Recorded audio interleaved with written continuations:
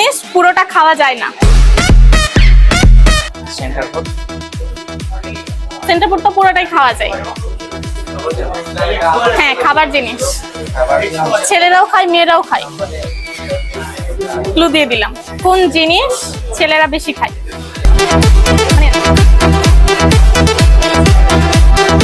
না,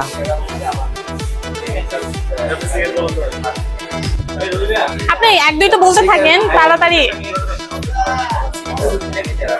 সিগারেট তো আর মেয়েরা খায় না অ্যাভেলেবেল। আপনি যে কোনো একটা বলেন। সিগারেটই ভাই যখন বলছে।